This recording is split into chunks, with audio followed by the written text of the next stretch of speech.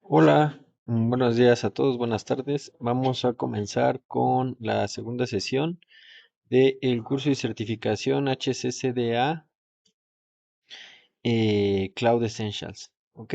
Entonces, como pequeño resumen del día de antier, de la primera sesión, aquí están viendo en pantalla el grupo que tenemos ya en WhatsApp. Y si se van a la descripción del link, ya tenemos la liga de registro aquí arriba para quienes necesiten registrarse y que aún no lo hayan hecho, y el manual de cómo lo pueden realizar. ¿Ok? Entonces nada más entran a la liga, van a descargar el manual y van a ver cómo se pueden realizar el registro. Este registro es necesario para todos aquellos que vayan a hacer el examen de certificación que va a ser al final de estos cursos, ¿ok? Después tenemos todos los materiales, los PDFs de las presentaciones que les estamos dando. Con estos materiales es suficiente para que ustedes los puedan estudiar y puedan realizar el examen de certificación. Ok, entonces los que quieran adelantarse a ir estudiando algo adicional a lo que vamos viendo en el día con día, lo pueden descargar desde este enlace. Después del capítulo 1 que vimos, ya está el video de la clase 1 también, ya lo pueden ver en internet. Y está el ejercicio que comenzamos a realizar. Después viene ya lo del capítulo 2, los ejercicios, capítulo 3, 4, 5 y 6, no hay ejercicio. Ok, entonces por ahora vamos a comenzar con el capítulo número 2. Y al final retomaremos algunos ejercicios, ¿ok? Si alguien tiene alguna duda o comentario o haya tenido problemas con el registro en Huawei Cloud, por favor indíquenmelo aquí por el chat y les voy a ayudar para que lo puedan realizar, ¿ok? Si me escuchan bien igual, de igual forma, o si hay algún problema con el audio, me van indicando para que pues podamos hacer los ajustes necesarios, ¿ok? Voy a bloquear mi cámara para que tengamos una mejor calidad de internet, bueno, de audio, de transmisión de datos.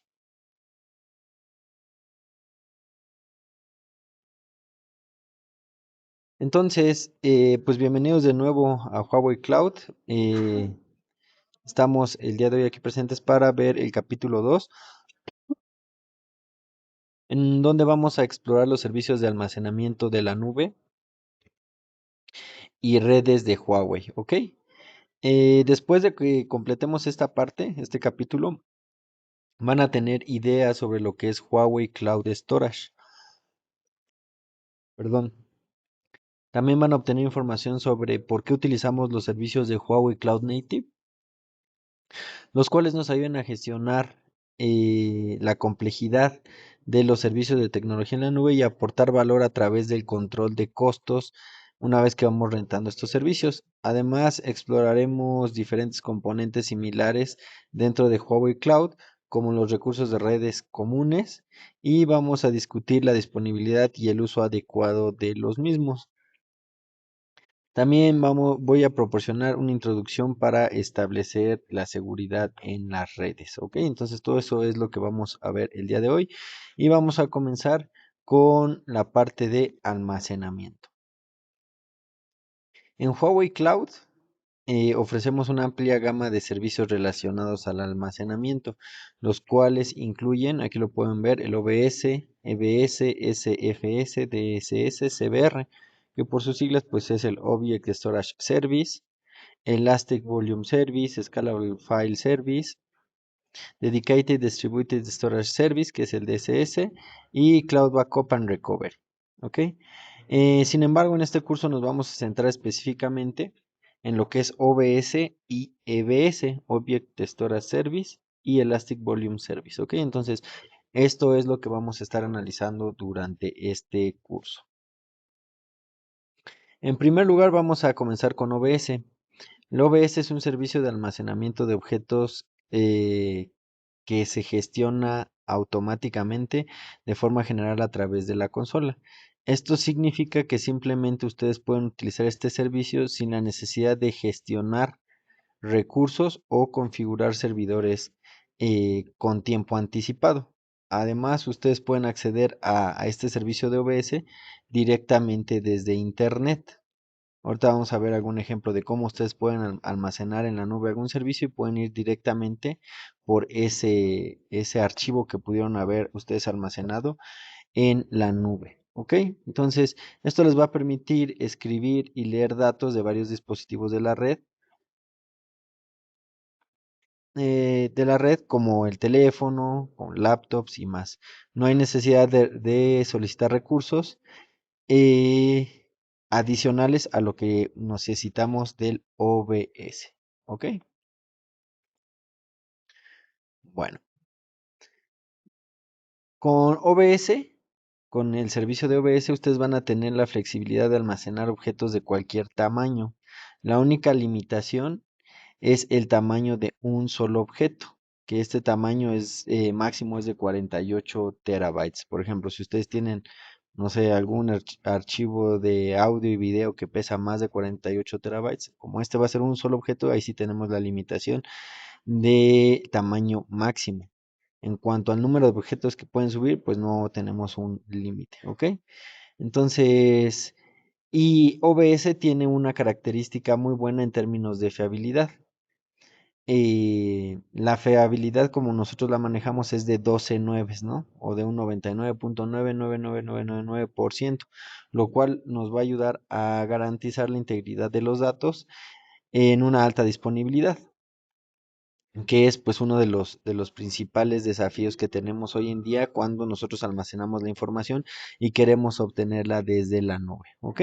Con OBS también podemos proporcionar capacidades activadas por eventos o funcionalidades de eventos, permitiendo dar respuestas automáticas basadas en las acciones de un usuario. Por ejemplo,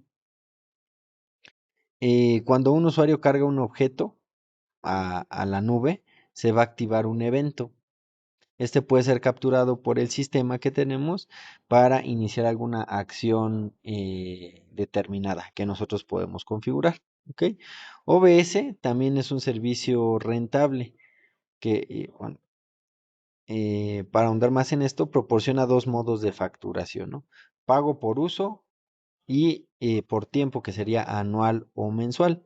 Se recomienda que cuando los usuarios o las empresas quieran hacer uso de este tipo de servicios, si no saben o no están seguros de cuáles son las necesidades de su servicio, de su aplicativo, para evitar pagar recursos que no utilizan, pues utilicen el pago por uso, ¿ok? Entonces, como resumen, este Object Storage Service lo que nos va a ayudar es tener almacenamiento en la nube de objetos, ¿ok?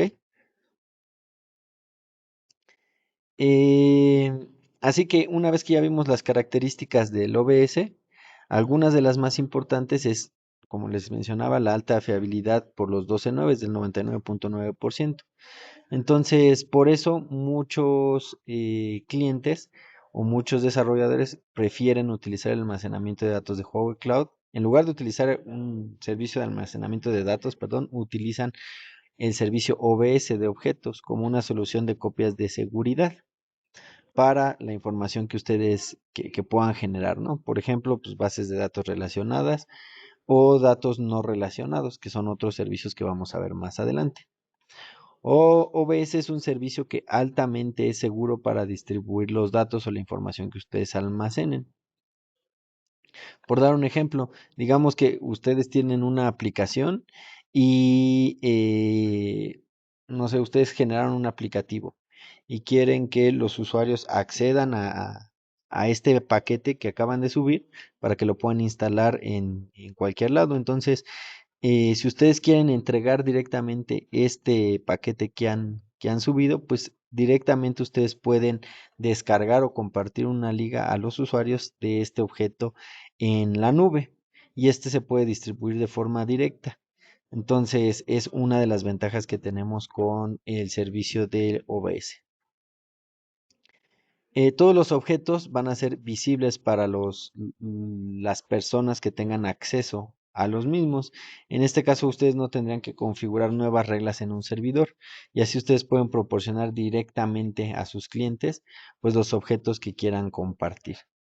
OBS también tiene un sistema adicional, es un servicio de datos plus que permite realizar análisis ligero y operaciones directamente de datos en la nube en el servicio de OBS.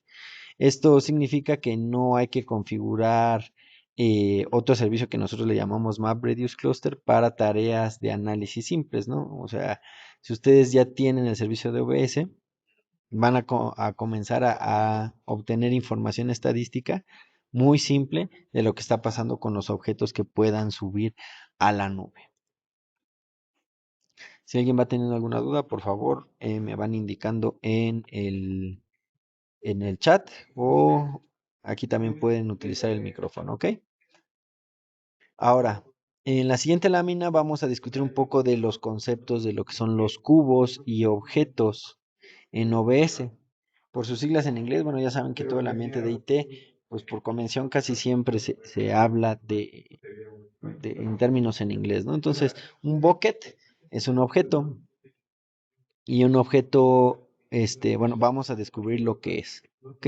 Entonces, siguiendo un concepto de dos niveles cuando utilizamos OBS, el primer nivel que vemos aquí en pantalla se llama bucket o objetos y el segundo nivel comprende a los objetos. ¿Ok? Vamos a ponerlo así en nuestras mentes. Hay dos niveles, uno en el cual se llama cubo o bucket y el segundo es OBS. Cuando se trabaja con OBS, con estos sistemas de objetos, el paso inicial es crear cubos. Y una vez creados estos cubos o buckets, sirven como espacios designados para almacenar objetos. Y a menudo pues, se recomienda organizar estos objetos en cubos o en buckets de acuerdo a las condiciones similares del manejo de estos objetos. Y esto nos va a ayudar en garantizar un sistema de almacenamiento organizado y eficiente para la gestión de los mismos, ¿ok? Eh, Nosotros, a través de este sistema o de dividirlo por este tipo de categorías, vamos a adoptar un enfoque muy importante en cuanto a la prevención y control de seguridad, porque resulta más fácil gestionar los datos que vayamos a usar. Por ejemplo, si ustedes están ejecutando una aplicación que proporciona servicios en la nube, pueden almacenar ciertos datos relacionados con su negocio en OBS, en la nube con el servicio de Object Storage. Ustedes pueden elegir crear cubos específicos para este propósito. Dentro de estos cubos, ustedes van a poder acceder y manejar datos subidos por los usuarios, aunque el contenido de los datos puede diferir un poco en cuanto a la información. ¿Ok? Y digamos, desde un punto de vista lógico, puede tratarse y gestionarse de una manera uniforme. Además, pueden crear otro cubo dentro del mismo sistema para almacenar archivos de registro generados durante las operaciones que vayan a hacer. ¿Ok? Entonces, imagínense el poder que tiene OBS, ¿no? Entonces pueden ustedes hacer diferentes buckets, diferentes cubos para almacenar información en específica. ¿Ok? ¿Qué podemos almacenar dentro del cubo? Pues podemos almacenar diferentes tipos de objetos. Eh, Ustedes quizá, si aún no les queda muy claro cuál es este concepto de objetos, pues pueden decir, ¿cuál es el objeto? Pues podemos pensar este objeto como un archivo que normalmente nosotros usamos y podemos describirlo como un tipo de documento o imagínense un archivo zip. Sin embargo, pues este tipo de documentos se almacenan actualmente de manera tradicional. Ustedes los almacenan de manera tradicional en sus computadoras. Los objetos también ahora los podrían almacenar en este servicio de OBS. Digamos que si ustedes conocen el concepto de base de datos donde guardamos información, OBS lo que nos está habilitando es manejar el concepto de objetos, ¿ok? Entonces, esa es la diferencia entre una base de datos normal y ya un servicio de almacenamiento de objetos. ¿Ok? Ahora, eh, si nosotros le agregamos un nombre de objeto a la ruta específica, bueno, aquí en lo que estamos viendo en la lámina es cómo podemos nosotros acceder a los archivos que subamos. Hace ratito les hablaba de un archivo zip. En este caso, en el ejemplo, vemos que estamos accediendo a un archivo file.txt, ¿no? Un archivo de texto. ¿Ok? Entonces, de esta forma nosotros vamos a poder acceder a los objetos que estamos almacenando. Entonces, nosotros le podemos agregar nombres a los objetos de forma única y cada objeto tiene una ruta de acceso público. ¿Ok? Entonces, aquí en la URL que ven, lo que se ve azul que dice bucket, pues representa el nombre de este cubo de objetos que estamos haciendo y el contenido lo ven representado aquí en verde.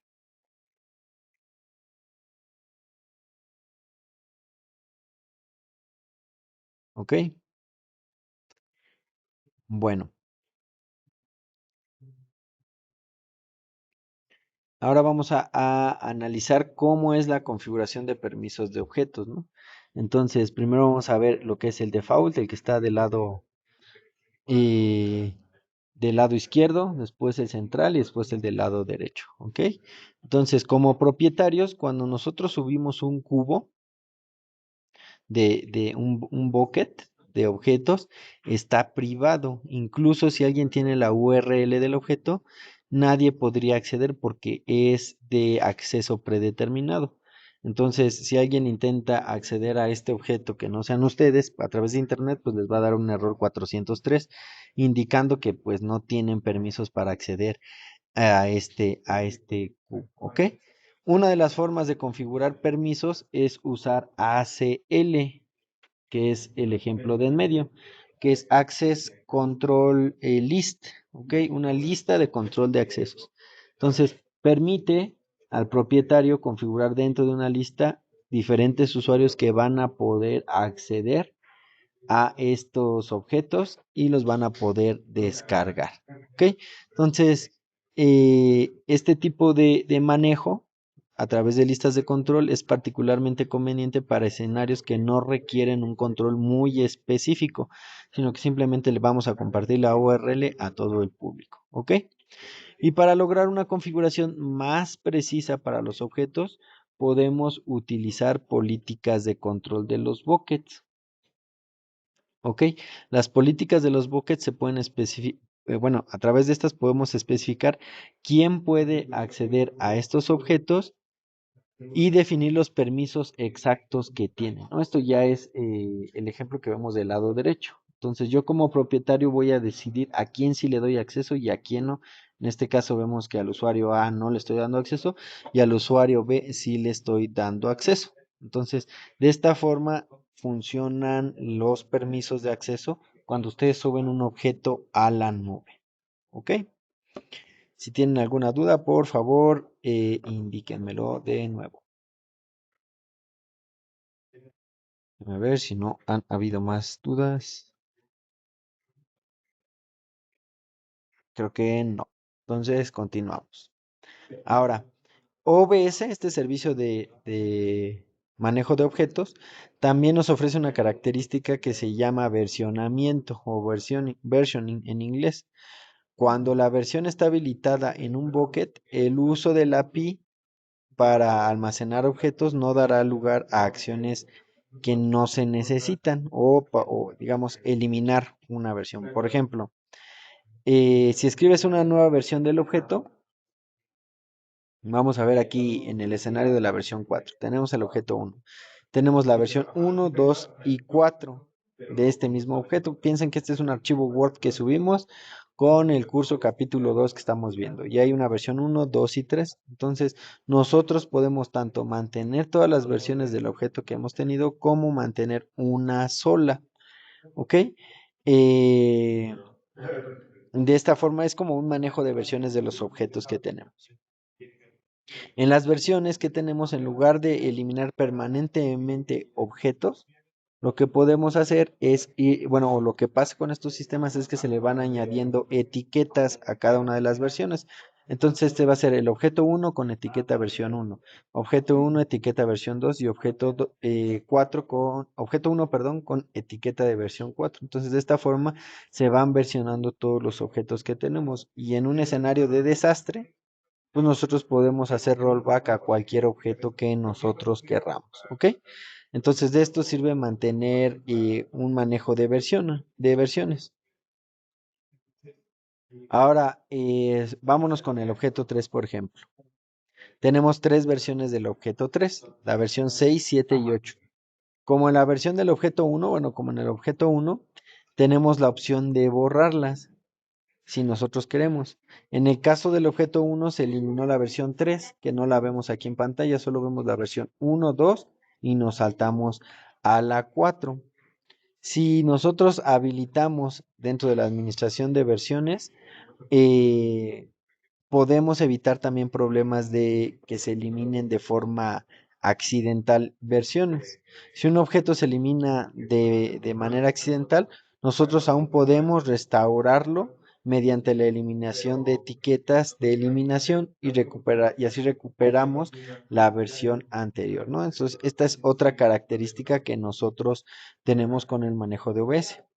De hecho, el control de versiones nos va a proporcionar beneficios para poder recuperar objetos borrados, que incluso Huawei Cloud no, o sea, que el propio sistema no los tenga habilitados, ¿no? Que no los tengamos habilitados. Sin embargo, pues sí tenemos que prestar un poco de atención en el manejo de versiones de los objetos que nosotros, eh, el manejo de versiones que nosotros estamos teniendo, ¿ok? Bueno. Ahora vamos a ver en temas de costos cómo es que funciona. ¿Ok? Entonces, en primer lugar, el servicio de OBS es un diseño de almacenamiento y cómputo por separado. No necesitas agregar más servidores como lo veíamos en el capítulo 1 o agregar segmentos de red, nada, ¿no? Esto es un servicio aparte de almacenamiento de información, en este caso de objetos. Así que solo si ustedes necesitan un servicio de almacenamiento, solo van a pagar por esto. Si ustedes están laborando en alguna empresa o o son dueños de alguna empresa y quieren un servicio de almacenamiento de datos, así funcionan los almacenamientos de datos en la nube y en este caso con Huawei solo pagarían directamente por este servicio. ¿Ok? No tienen que gastar dinero en servidores adicionales para almacenar los datos. Eso pues cuesta mucho dinero y pues es una ventaja que tiene Huawei Cloud para separar los datos, ¿ok? El costo de el OBS de este servicio está determinado por tres factores. En primer lugar, hay un costo para el espacio de almacenamiento basado en la cantidad de datos, ¿no? Entonces, número uno, en la cantidad de datos. El segundo es es la tasa de tráfico que está ocurriendo con ese objeto. ¿A qué me refiero? Si 100,000 usuarios descargan el objeto que yo subí, si lo descargan 100 usuarios, si lo descarga un usuario, ¿no? Entonces, ese es el segundo factor que va a determinar el costo. ¿Ok? Bueno, y aquí cabe aclarar que el tráfico entrante es gratuito. Y esto significa que no hay cargo por cargar datos a OBS. Sin embargo, el tráfico de salida, sino lo que los usuarios descarga, pues este sí tiene un costo, ¿no? Es importante tener en cuenta que si la descarga de datos, que si la transferencia, perdón, de datos se produce dentro de una misma región, como lo veíamos ayer, va a ser gratuito, que no va a costar. Y bueno, ¿cuál es la diferencia entre el precio unitario entre las diferentes regiones? Pues nosotros podemos, si queremos tener más detalles de los precios, pues podemos acceder a esta página y vamos a ver los diferentes costos, ¿ok? Entonces, eso fue todo con lo referente a el servicio de OBS en la nube. Así funcionan los servicios de almacenamiento de objetos en la nube. ¿Ok? Entonces, recuerden tener en mente que un objeto es como un archivo zip, un documento, un archivo de música que ustedes están guardando, una APK, un .exe, un ejecutable que están almacenando en algún lugar, en este caso en un servicio en la nube o imagínense que ustedes tienen una aplicación de videos y todos los usuarios van subiendo videos. ¿Dónde van a estar almacenando todos los videos que los usuarios van generando? Pues pueden utilizar un servicio de OBS para que ahí se almacenen los archivos y todos los usuarios en cualquier parte del mundo los puedan descargar. ¿Ok?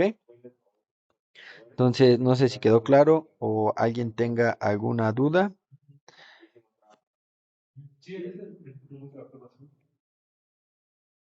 me pueden poner aquí en el chat, ¿ok? Si no hay más dudas, vamos a continuar ahora con el almacenamiento de datos, ¿no? Con el servicio de OBS. ¿Ok? Entonces, para el almacenamiento de archivos OBS, eh, ¿cómo podríamos iniciar? Bueno, si ustedes tienen un disco duro y necesita un EBS, la razón de por qué lo necesitan es porque necesitan alojar datos de forma, digamos, física. Y los requisitos pueden ser diferentes. Digamos que ustedes tienen datos que ustedes creen que nadie los va a utilizar o solo los van a estar utilizando cierto momento en su vida o piensan que jamás los van a utilizar, pues los pueden borrar y tienen que mantenerlos porque a final de cuentas, imagínense una empresa de facturación que realiza cortes de facturas al año, pues quizá esas facturas no se revisen cada semana o cada mes, sino se realizan al final. Entonces, si necesitamos archivar ese tipo de datos, también tenemos un servicio ligado a una característica a OBS, ¿ok? Entonces, ¿por qué no podemos archivar todo tipo de datos nosotros en la nube? Esto debido es a cómo obtenemos o cómo se van a estar realizando los cargos de diferentes tipos de datos, ¿ok? Obviamente cuando nosotros subimos datos en una que pesen demasiado, los costos que nosotros vamos a estar generando, pues van a ser muy grandes o pequeños de acuerdo a la cantidad de información. Si ustedes van a elegir el almacenamiento de archivos en OBS, ustedes van a utilizar la forma más económica o más sencilla para que ustedes puedan obtener o acceder a los datos que están eligiendo. ¿Por qué? Porque así está diseñado este servicio de almacenamiento. ¿Ok? Si ustedes identifican que el tipo de datos que tienen necesitan ser eliminados con frecuencia, entonces servicio que ustedes requieren no es OBS, es otro tipo de servicio, porque este tipo de servicios es para objetos de largo, que pueden durar largos periodos de tiempo almacenados en la nube. ¿Ok? Ahora, además del almacenamiento de datos, de objetos, OBS también nos proporciona diferentes niveles de jerarquización de los datos. ¿Ok? Esto nos sirve para que ustedes puedan seleccionar el almacenamiento correcto con diferentes características de acceso. Digamos, si yo tengo un dato financiero, como el ejemplo que les ponía, que generalmente estos datos son obsoletos en el tiempo o solo se acceden a ellos en determinado momento para hacer informes mensuales o anuales, entonces no necesitan un acceso tan frecuente. Entonces podemos utilizar el tipo de almacenamiento estándar, ¿no? Que es aquí como lo vemos en pantalla, que es precio de unidad más alto de almacenamiento y de acceso libre. ¿Ok?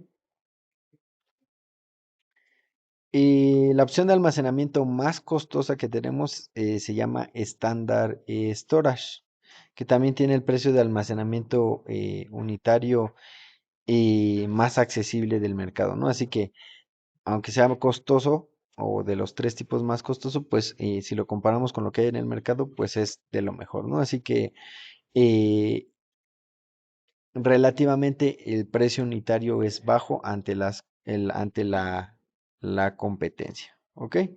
Y por último tenemos también tipos de almacenamiento por precio unitario. Sin embargo, este tipo de almacenamiento o de facturación no es ideal para los casos en los que los datos se acceden con mucha frecuencia.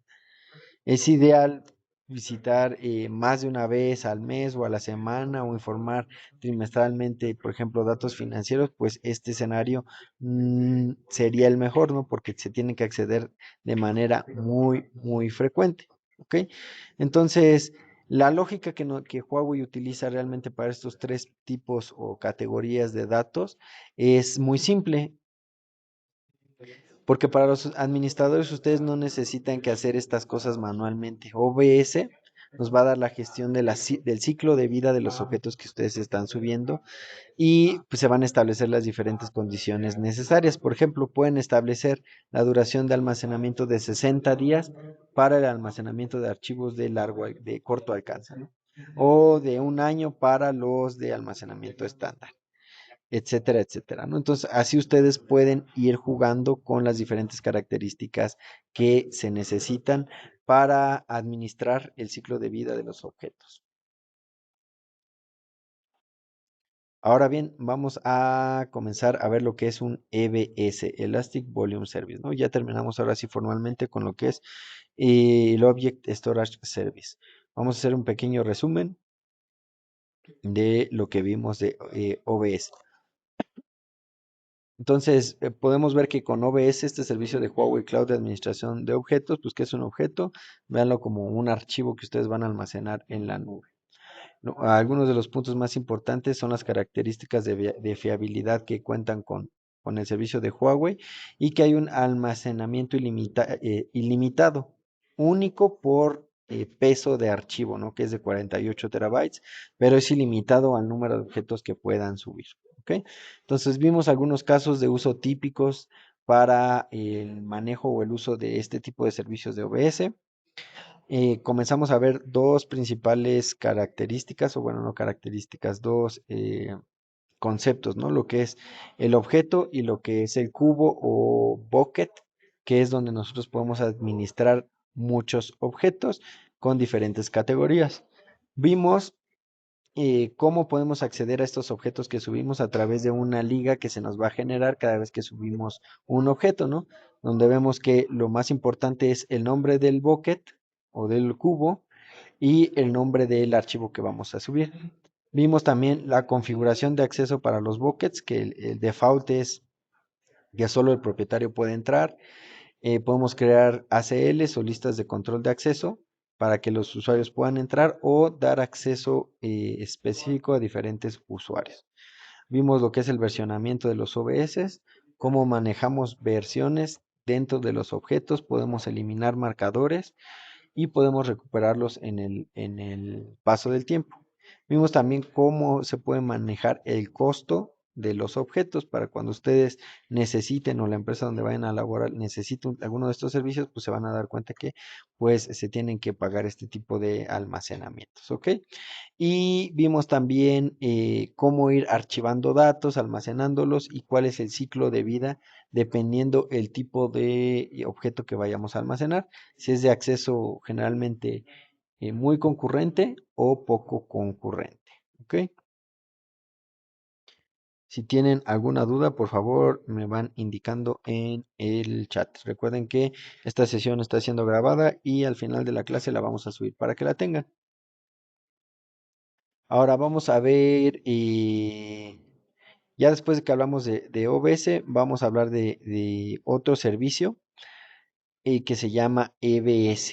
¿Ok? Este tipo de servicio es un tipo de servicio de disco en la nube. ¿Ok? Y vamos a ver cuáles son las características. ¿Ok?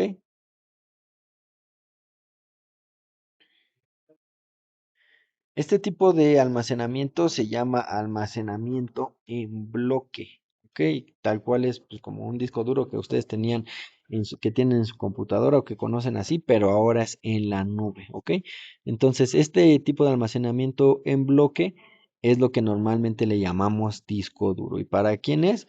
Pues para nuestro servidor, ¿ok? Para nuestro Elastic Cloud Server que vimos ayer. Entonces, si se dan cuenta, vimos también ayer cómo estábamos pasando de los datos, bueno, de los conceptos locales de nuestra computadora que necesita un disco duro, que necesitamos un servidor. Ahora estos conceptos los estamos llevando a la nube, ¿ok? Entonces, para nuestro servidor en la nube, nuestro SS, Elastic Cloud Server, pues vamos a necesitar nuestro servicio de disco, que en este caso se llama EBS. Ok, entonces por lo general se utilizan juntos. Y en términos de diseño, el EBS se coloca en una zona disponible, pero muy cercano a la región donde hayamos elegido nuestro SS. Si recuerdan, también ayer vimos cómo podemos elegir, dependiendo dónde nos encontremos geográficamente, alguna región para ir construyendo nuestro sitio en la nube, ¿ok? Entonces, aquí un dato importante es que la fiabilidad en el caso de OBS era de 12 nueves, en el caso de EBS es de 9 nueves, ¿ok? Entonces tenemos disponibilidad del 99.99999%, ¿ok? Y tenemos capacidades de incrementar el área de almacenamiento del disco hasta un límite de 32 terabytes por un solo disco. O sea, podemos ir incrementando diferentes discos, pero cada disco su límite es de 32 teras, ¿ok? Entonces, eh, ¿qué pasa con con los temas de rendimiento del EBS? ¿Ok? Entonces, una de las características que tenemos con el rendimiento es que contamos con latencia baja, que solo es de 0.2 milisegundos. Además del rendimiento, el EBS también proporciona soluciones muy económicas, pero confiables para, bueno, comparándolas con lo que hay en el mercado. ¿Ok? Bueno, este es el ciclo de vida de un EBS, ¿ok? Ya habíamos visto de cuál es el ciclo de vida de los objetos. Ahora vamos a ver cuál es el ciclo de vida de nuestro espacio en disco, ¿ok? Entonces, hay más información todavía en la página oficial, se las voy a compartir, pero bueno, esto es de manera general, ¿ok? Entonces, primero vamos a tener un espacio que no está asignado, ¿ok? Tenemos ya un espacio de la nube, el cual no está asignado. Entonces vamos a llamar a una función para que podamos crear nuestro espacio en disco, ¿ok? Y una vez que llamemos esta función, pues vamos a poder adjuntar el disco a nuestro servicio en la nube. De esta forma ya vamos a tener el espacio en la nube y vamos a tener el disco disponible. Pero para poderlo utilizar, pues es necesario hacer una partición y formatearlo, ¿no? Para que lo podamos utilizar y después crear la instancia para que lo podamos utilizar.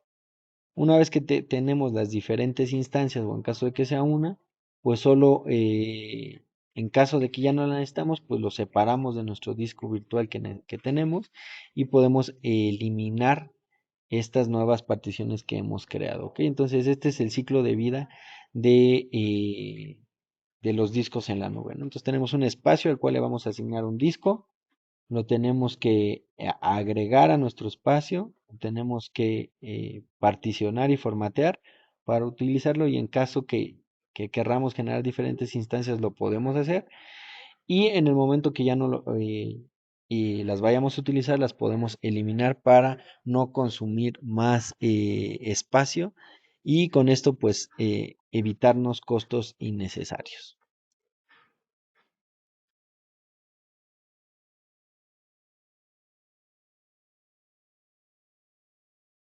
Ok, ahora vamos a hablar un poquito más de lo que es el diseño de los EBS, del Elastic Volume Service. Ok, entonces, un punto muy importante es toda la redundancia que nosotros podemos generar dentro de la misma zona geográfica donde tenemos montado nuestro disco. Ok, en otras palabras, los datos que estamos generando nosotros en una zona no se, en caso de un desastre, no se van a copiar entre sí. Esto es porque nuestros servicios de Elastic Volume Service no se montan a través de diferentes particiones, sino siguen viviendo dentro de una sola zona. ¿Ok? Entonces, si queremos hacer eso, en caso de un desastre, pues que necesitamos crear diferentes instancias de, de nuestro disco. ¿Ok? Entonces, eso es lo que queremos mostrar aquí un poco en esta lámina. Lo que vemos del lado izquierdo es que tenemos nuestro EBS con diferentes instancias en una zona 1 y en una zona 2 que es AZB tenemos nuestro segundo disco también particionado. Entonces Para crear copias de seguridad, pues tenemos que habilitar reglas que nos permitan tener siempre la disponibilidad de nuestra información en caso de algún desastre. ¿Ok? Ahora, vamos a ver algunos casos de uso o características que funcionan o que sirven en todo lo que es el manejo de los CBS. Para resumir algunos de los escenarios, Elastic Volume Service es realmente o es adecuado para manejarlo como el disco del sistema operativo que vayamos a manejar en la nube. Recuerden el ejemplo de que mencionábamos en la clase pasada, ¿no? Yo necesito una máquina virtual en la nube que tenga Windows o tenga CentOS porque ahí yo voy a estar montando mis aplicaciones. Entonces, este tipo de discos o de servicios como el EBS, pues es muy bueno para que nosotros podamos instalar ahí nuestro sistema operativo. Tiene una baja latencia y es un sistema que se va a iniciar muy rápido a través de este tipo de servicios. También tenemos algunas funcionalidades de cifrado de datos para que si ustedes cuando están instalando su sistema operativo, por ejemplo en este BS, necesitan cumplir con algunos requerimientos, pues también lo pueden hacer a través de lo que es el EBS, ¿ok? Ahora vamos a ver cómo se paga o cómo podemos nosotros adquirir este servicio de EBS y cómo lo podemos estar pagando, ¿ok? Eh, el servicio de EBS, de Elastic Volume Service, es similar a lo que veíamos ayer con el servidor, con el Elastic Cloud Server. ¿Ok? Son dos modos que también tenemos disponibles, eh, que es anual mensual o pago por uso, que es pago por bajo demanda. ¿Ok? Entonces, estos son los dos tipos que manejamos. Los precios también se pueden basar o son basados en cuanto al tamaño del disco que nosotros estamos asignando a nuestro servidor. Y los precios unitarios de los discos varían dependiendo la región. Entonces, eso es importante que se tenga en cuenta.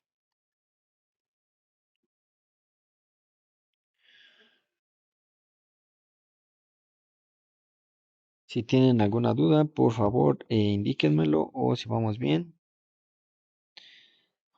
por favor, díganme. Aquí ya me escribieron que vamos todo bien. De momento, recuerden que la sesión está siendo grabada y se las vamos a compartir al final de la sesión. Ok, bueno, vamos a continuar. Además del disco duro, que ya definimos como EBS en la nube, como Elastic Volume Service en la nube, también necesitamos un disco duro local. ¿Ok? ¿Cuáles son las características de este disco duro local? Pues es que este disco duro necesita tener un muy buen rendimiento de acceso porque funciona localmente. Por lo tanto, la latencia tiene que ser menor. ¿Ok? Bueno, es menor. Y puede alcanzar a un nivel de millones de transacciones, lo cual lo hace muy poderoso. Entonces, no significa que todos los tipos que todos los tipos de datos o de transacciones que vayamos a hacer vayan a ser gigantes, pero sí significa que este tipo de discos locales que manejamos también, es importante que sepan ustedes que son disponibles solo para algunos tipos de instancias. Aquí en la lámina vemos que es como la I3 y D3. Recuerden que esto es para tipos de servidores muy específicos como manejo de funcionalidades gráficas o de inteligencia artificial o etcétera, etcétera. ¿Ok? Este tipo de uso de estos discos pues no tiene un cargo adicional y pues nada, ¿no? Llévense en mente que esto nos va a servir para transacciones de alto, para grandes números de transacciones, ¿ok? Ahora, hablamos de EBS y de los discos locales, que unos nos sirven, algunas diferencias que tenemos es que la latencia en los discos locales es muy pequeña y a diferencia de los EBS, pues también tiene que son discos estables y duraderos y de alta velocidad, ¿ok? Entonces, em, ¿cómo yo puedo saber dónde almacenar mi información? ¿ok?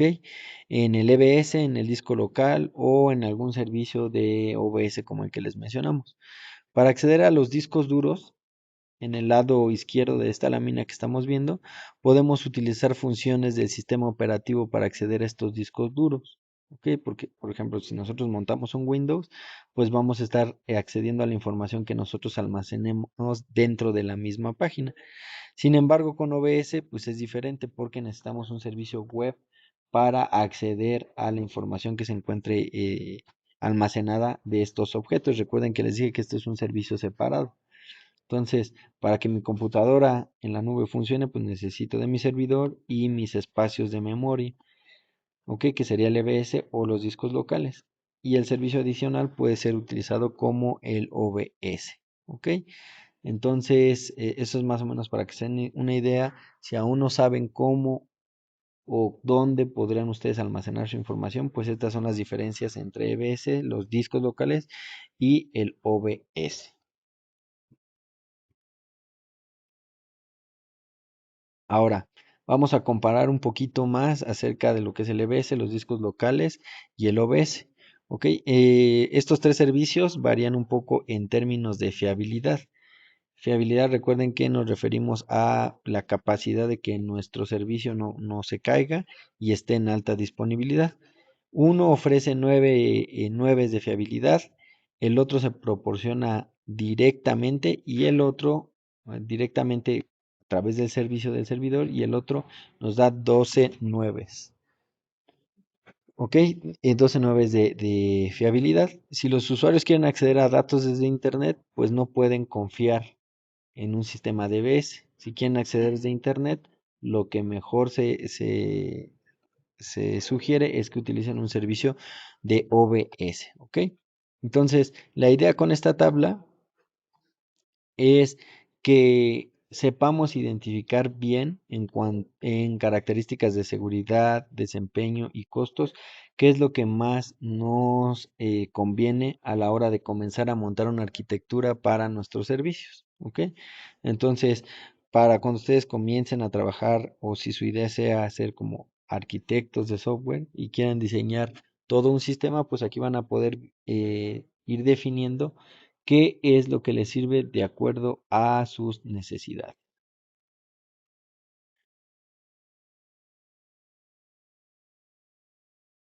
Ok, entonces ya terminamos de ver todo lo que es el almacenamiento. Vamos a hacer un pequeño resumen de nuevo. Les mencionaba que hay diferentes tipos de soluciones de almacenamiento de datos, como el OBS, EBS, SFS, DSS y CBR. Vimos lo que es Object Storage Service, que es básicamente un servicio de almacenamiento que no necesita de un servidor y en el cual vamos a estar almacenando nosotros objetos. Objetos, ya mencionamos que es un objeto y cómo podemos ir creando buckets, ¿ok? Y de ahí nos saltamos a ver lo que es el Elastic Volume Service, que es un servicio de igual de almacenamiento, pero que este sí va muy de la mano a nuestro servidor, ¿no? Un ejemplo muy sencillo es dónde vamos a montar nuestro sistema operativo que vamos a utilizar para cargar nuestras aplicaciones o utilizarlas en la nube, pues lo vamos a hacer en este espacio de disco en la nube. ¿Ok? Son las dos diferencias. También vimos que tenemos adicional a esto los discos locales que nos van a ayudar en que la latencia es aún más baja, pero de igual forma que el EBS, estos son servicios que se utilizan para el manejo con su servidor. ¿Ok? Y por último vimos la comparación de las diferentes soluciones de almacenamiento, lo que es el EBS, los discos locales y el OBS. Y eso es todo en cuanto al almacenamiento, que pues fue la parte número 1 de este curso. Ahora vamos a ver la parte 2, que es el networking o las redes, ¿no? Vamos a ver cómo podemos crear una red de trabajo en la nube.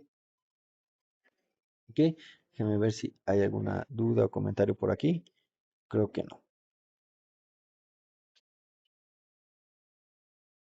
Ok, vamos a comenzar ahora por entrar en un concepto que se llama VPC, que es Virtual Private Cloud. ¿Ok? Entonces, En Huawei Cloud, este servicio de VPC nos va a facilitar la creación de redes. ¿De redes para qué? Pues para que podamos acceder a nuestro servicio o nuestros servicios y diferentes instancias que creamos se puedan comunicar entre sí. ¿Ok? Y pues también para bloquear diferentes tipos de accesos que quieran entrar a nuestros servidores, ¿no? Como barras protectoras. ¿Ok? Entonces, cuando nosotros tenemos una red o tenemos un aplicativo y la tenemos localizada dentro de algún límite o una región, refiriéndonos o imagínense que tenemos una red de nodos, bueno, diferentes nodos en todo el mundo y queremos limitar el acceso a algún servicio por red, pues lo vamos a poder hacer con este servicio de VPC, ¿ok? Entonces, todo este acceso por un proceso o un mecanismo de enrutamiento, ¿ok? Y solo se puede llegar a diferentes nodos configurando diferentes permisos, ¿ok? Entonces, este servicio de VPC o de Virtual Private Cloud nos va a ayudar a funcionar o a fungir como una especie de protección para los usuarios o el acceso que nosotros querramos realizar. ¿Ok? Entonces, VPC, Virtual Private Cloud, cubre tanto como el aislamiento, porque nos va a servir como una herramienta de o mecanismo de aislamiento en línea y también nos va a ayudar a integrar internamente varios servicios de seguridad entre los diferentes servidores que nosotros podamos tener. ¿Ok? Entonces, imagínense que ustedes están laborando en alguna empresa y que tienen una red interna y una red externa. La red interna es para compartir información local, documentos, etcétera, etcétera, y que nadie externo desde Internet pueda acceder a esa red. Entonces, eso es lo que vamos a poder lograr con una Virtual Private Cloud. Vamos a poder generar una red privada, ¿ok? Para eso nos sirve este servicio de VPC, ¿ok? Ahora, vamos a ver, además de lo que son las VPCs, vamos a ver lo que son las subredes, ¿ok? Estas subredes pues desempeñan un papel vital también en todo lo que es el manejo y acceso a nuestros servicios, ¿ok? Y digamos que en el contexto de todo lo que es el manejo de redes, pues vamos a nosotros poder generar subredes y esto nos va a representar un subconjunto de direcciones IPs asignadas por nosotros para pues, poder acceder a diferentes servicios y a crear, digamos, barreras o fronteras entre algunos otros servicios o direcciones de Internet, ¿ok? Entonces, estas direcciones IPs que nosotros vamos a poder generar pueden, bueno, van a poder acceder quien sea que nosotros le demos acceso y no se asignan directamente a nuestros servidores. Podemos generar diferentes tipos de redes. Entonces, las subredes se utilizan para distribuir direcciones IPs a través de diferentes secciones, segmentos de red, perdón. Entonces, cuando nosotros asociamos diferentes identificadores o diferentes servidores, nosotros podemos conectarlos y hacer subredes para que se puedan contactar entre ellos mismos, ¿ok? Entonces, esto es lo que también nos permite generar este servicio de Virtual Private Cloud generando subredes, ¿ok? Entonces, de manera general, para hacer un resumen, pues una subred es un subconjunto de una Virtual Private Cloud que puede implementar recursos del mismo tipo en una subred para facilitar la administración. ¿A qué me refiero con recursos? Pues no sé, IPs para que puedan acceder en una red interna. ¿Ok? Entonces, el tráfico se puede controlar dentro y fuera de las subredes y nosotros podemos personalizar diferentes rutas para cualquier escenario que querramos, ¿no? Imagínense, yo tengo dos instancias y solo quiero que una acceda a una base de datos. Entonces, a través de generar una subred, yo puedo decirle a mi sistema que solo la instancia uno pueda tener acceso a la base de datos X que yo haya generado. ¿Ok? Entonces, las subredes, de una forma general, se utilizan para tener una mejor gestión o una mejor administración de la red. Ok. Ahora vamos en esta lámina a ver un escenario típico, ¿no? Supongamos que tenemos una arquitectura como la que vemos en pantalla, ¿no? Del lado izquierdo tenemos internet, todos los usuarios que van a entrar, y tenemos nosotros dentro de una región, supongamos la región Latinoamérica, nosotros generamos una Virtual Private Cloud, en la cual tenemos tres instancias, una donde tenemos nuestro servidor web, uno nuestro servidor de aplicaciones y en otra instancia tenemos nuestra base de datos. Perdón. Y por fuera tenemos también pues nuestro data center que es al cual nosotros vamos enviándole la información de la base de datos para generar información. Entonces, una Virtual Private Cloud no puede cruzar entre regiones, por eso es que en esta arquitectura todo está dentro de la misma región. ¿Ok? En esta Virtual Private Cloud que vemos, se han creado tres subredes basadas en la lógica que les acabo de mencionar. La subred del frontend, donde está el servidor web, la subred del servidor de aplicaciones y la subred de la base de datos. ¿Ok? Y bueno, ¿cómo puedo acceder a este servidor desde Internet? Si lo acabamos de aislar, si aquí se ve que está aislado Internet por una región y les acabo de mencionar que no se pueden acceder entre diferentes regiones, pues para poder llegar a un servidor en específico podemos configurar una dirección IP específica para acceder al servicio. Ya después se le asignará un dominio, etcétera, etcétera, como por ejemplo www.huawei.com, pero por detrás de ese dominio pues tenemos diferentes IPs.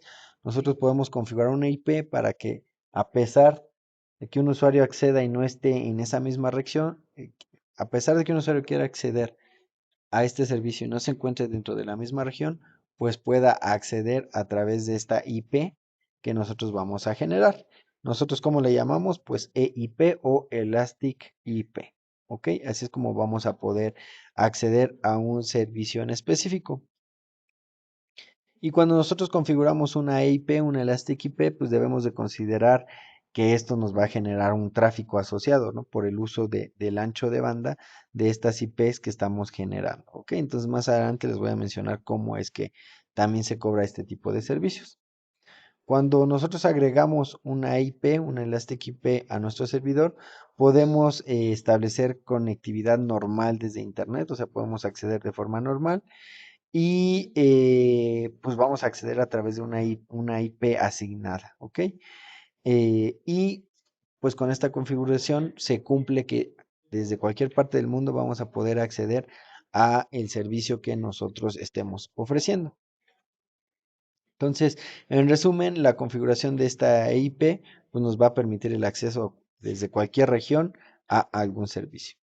Si el servidor de aplicaciones de esta subred que generamos necesita acceder a Internet para descargar, digamos, alguna actualización de software, algún paquete de datos, etcétera, podemos asignarle también una IP, una Elastic IP para permitirle tanto de entrada, que ya vimos el ejemplo que un usuario quiera acceder al servidor, como de salida, que nuestro aplicativo en el servidor web necesite salir a Internet para obtener un recurso, descargar algún paquete de información, pues lo podamos hacer, ¿ok? Entonces va dentro de los dos sentidos, ¿ok? Entonces, bueno, estos ya son un poquito más de conceptos de red, pero también pues son necesarios que los vayamos entendiendo para ver cómo funciona todo lo que es Huawei Cloud. Como lo vimos ayer desde cómo es un servidor y hoy como lo hemos visto con las bases de datos y ahora con la administración de red, ¿ok? Entonces, pues vamos a la siguiente lámina, ¿ok? No sé si tengan alguna duda hasta aquí.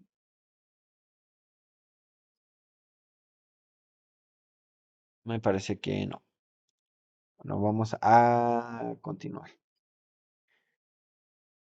Virtual Private Cloud, este servicio nos proporciona también mecanismos de seguridad interna, como les mencionaba, para que podamos acceder entre diferentes instancias o servidores.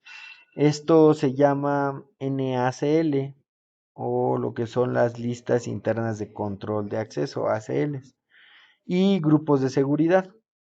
Entonces, las NACL, Network Access Control List, actúan como igual barreras a nivel de seguridad, que nos va a ayudar a controlar el tráfico entrante y saliente.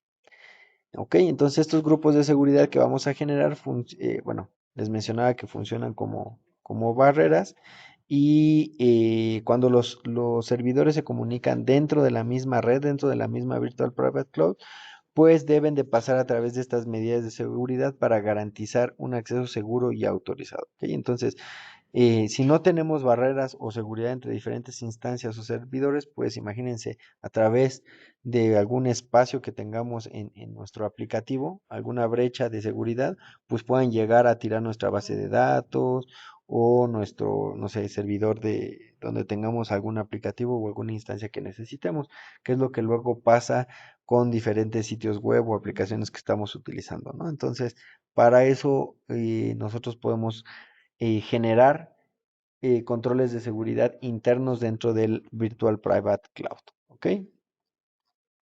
Y bueno, de manera general, eso es todo en cuanto a la parte teórica.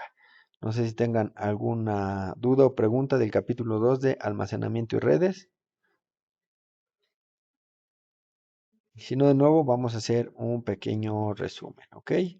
Entonces, de los servicios de almacenamiento, vimos Object Storage Service y Elastic Volume Service. Vimos cuáles son las características de cada uno de los dos y para qué nos sirven, cómo los podemos utilizar, vimos los costos, cómo podemos manejar versionamientos y algunos casos de uso para cada uno de los servicios.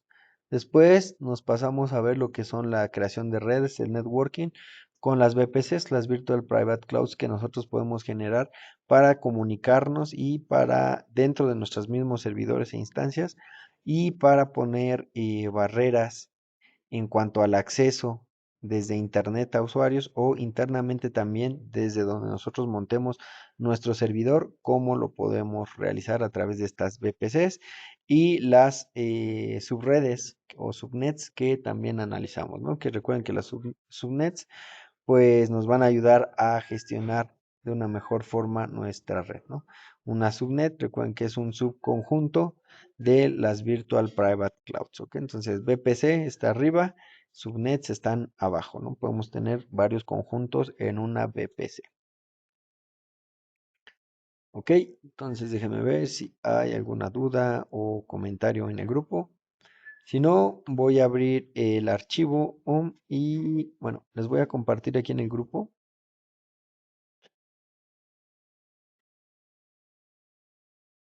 Déjenme. Ustedes están viendo aquí mi pantalla. Aquí en el grupo les voy a poner el link para que puedan realizar el ejercicio. Un segundo, por favor. Aquí está, de dos.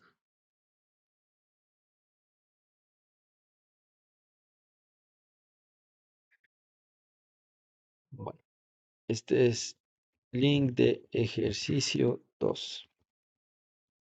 Aquí está. Se los acabo de poner en el grupo. También está en la descripción del mismo. En capítulo 2 hay dos ejercicios. Ahorita vamos a iniciar viendo cómo se realiza el número 1, qué es lo que se tiene que hacer. Y pues lo voy a abrir, ¿no? Vamos a acceder ahí.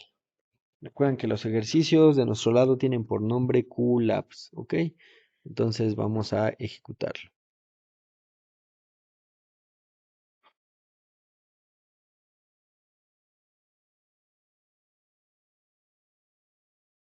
Entonces, vamos a ver la descripción del servicio, ¿no?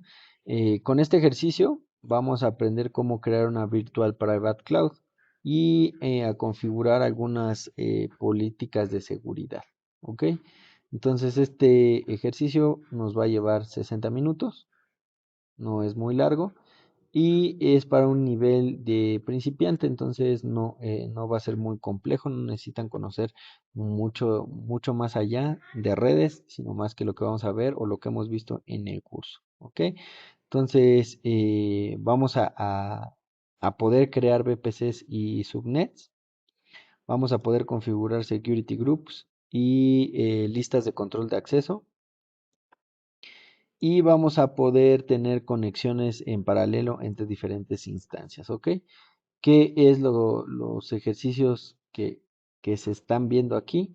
Pues los servicios de cómputo en la nube, el autoescalamiento y algunas prácticas de Cloud AI, que esto no lo hemos visto, pero bueno, van relacionadas, lo vamos a ver. Entonces, recuerden que para hacer el ejercicio, nada más hay que darle aquí en Start Exercise. No necesitan tener su cuenta verificada aún. En este ejercicio automáticamente les va a dar una cuenta para que puedan ingresar, ¿ok? Entonces, pero recuerden que la autenticación de su usuario es necesaria para poder realizar el examen de certificación. Y de nuevo les recuerdo que el examen de certificación es 100% teórico. Lo que hemos visto hasta ahorita en estos dos capítulos en las presentaciones es suficiente para que puedan realizar su examen de certificación. Previo al examen vamos a hacer un examen de prueba para que vean qué tal están en cuanto a los conocimientos y pues no se preocupen, no lo podamos lograr sin ningún problema.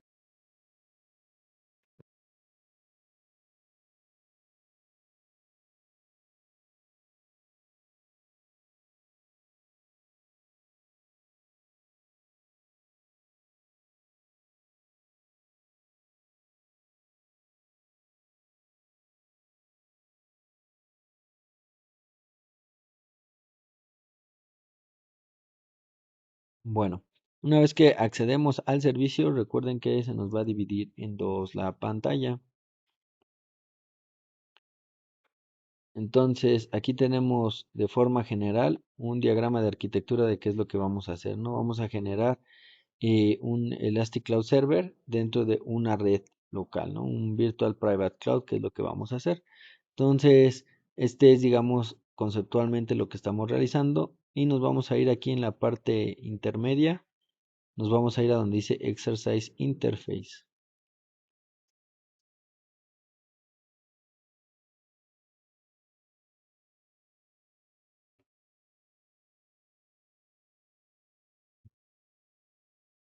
Entonces, vamos a hacer algunos pasos para que vean cómo se va realizando y hasta donde lleguemos, los demás pasos los van a realizar de tarea, ¿ok? Entonces, ya que accedemos, vamos a entrar a nuestro navegador que nos proporciona automáticamente esta máquina virtual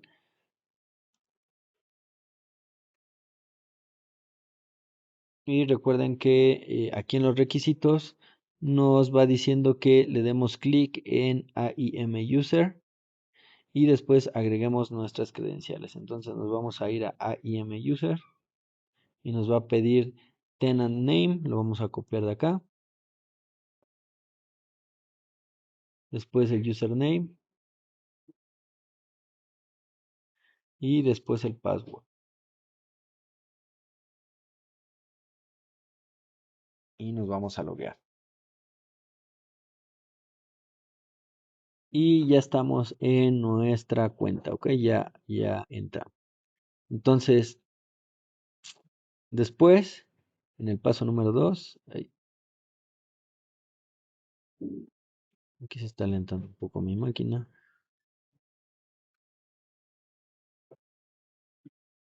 Aquí podemos ir viendo el paso a paso, ok, entonces está en inglés, recuerden, lo pueden traducir si quieren, pero bueno, vamos a crear una Virtual Private Cloud aislada, es lo que nos está diciendo. Entonces, desde Internet vamos a poder acceder a una subnet donde tenemos un servicio, eh, un servidor y en otra instancia tenemos otro servidor, pero a ese solo vamos a poder acceder desde otra Virtual Private Cloud. Esto es lo que vamos a hacer. Denme un minuto, por favor.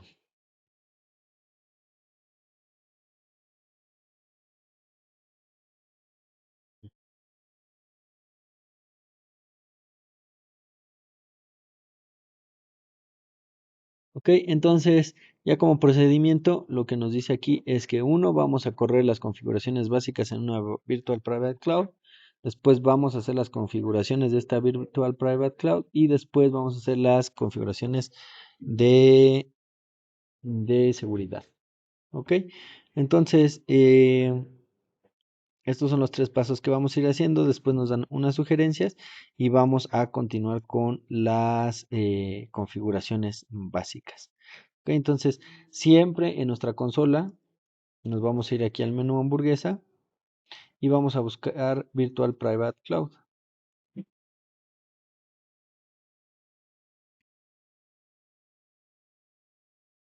y nos vamos a ir ahí.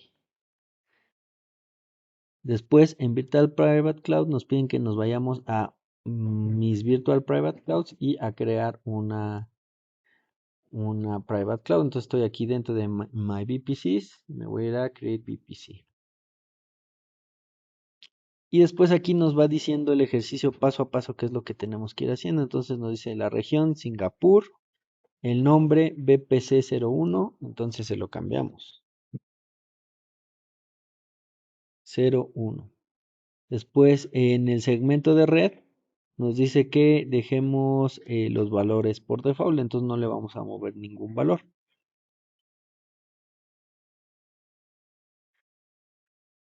Entonces así tiene que quedar nuestra configuración y así es como la tenemos aquí en la consola.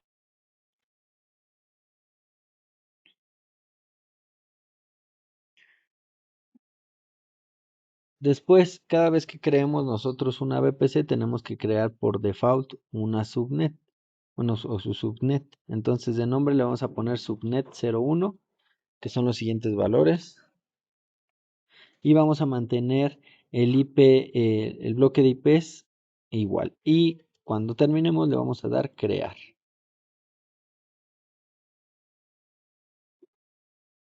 Si se dan cuenta aquí en el ejercicio, ya automáticamente nos puso en verde porque ya vemos en pantalla que se creó nuestra Virtual Private Cloud. ¿Qué es lo que acabamos de configurar en este paso? De acuerdo a esta imagen, lo que hicimos es crear este espacio, ¿ok? Este Virtual Private Cloud 1, al cual le vamos a asignar un SS, vamos a hacer una subnet y una subnet 2, y después vamos a ver cómo se pueden conectar entre sí. Ok, entonces el paso número 1 ya lo hicimos. Ahora nos dice que creemos nuestras subnets. Ok, entonces estos son los siguientes pasos que les voy a dejar que realicen de tarea en estos días. Y iniciando la siguiente clase vamos a ver cómo nos generaron o si pudieron generar estas Virtual Private Clouds. Este ejercicio ya también lo tengo por ahí en internet. Entonces, primero háganlo ustedes y después les voy a pasar, para los que no hayan podido realizarlo, les voy a pasar el video para que vean cómo fue la realización del ejercicio, para que vean cómo en la nube pues quedó configurado eh, de esta forma, ¿ok? Y de hecho van a poder hacer el ejercicio que desde internet van a poder acceder a ese servicio, ¿ok? No sé si tengan alguna duda hasta aquí.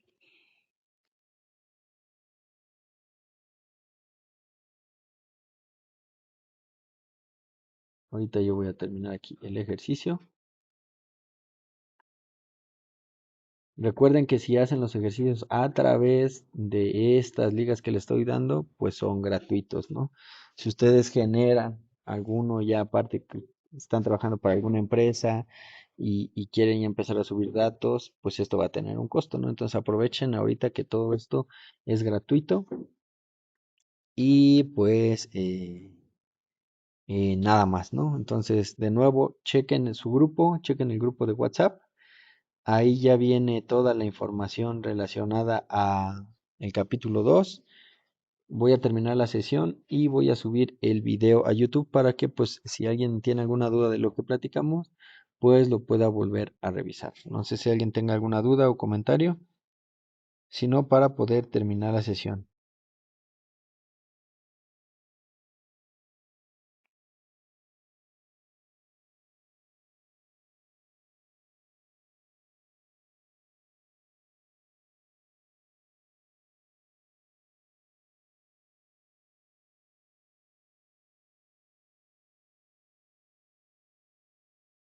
Siéntanse. Ay, aquí, Siéntanse en confianza de si tienen dudas, me pueden escribir ahí a través del grupo. Sé que es demasiada información, pero traten de pues leer de nuevo los PDFs. Es algo muy sencillo, el examen de certificación es muy sencillo, entonces aprovechen por favor este tiempo que tenemos con nosotros y ustedes para que puedan salir certificados, que les recuerdo, si ustedes buscan una certificación así por fuera, tiene un costo muy elevado. Si lo hacen a través de nosotros, pues es de forma gratuita, ¿ok? Entonces, si no hay más dudas y comentarios o comentarios, yo creo que vamos a terminar la sesión el día de hoy, ¿ok? Cualquier cosa, comentario, por favor me indican. Muchas gracias a todos.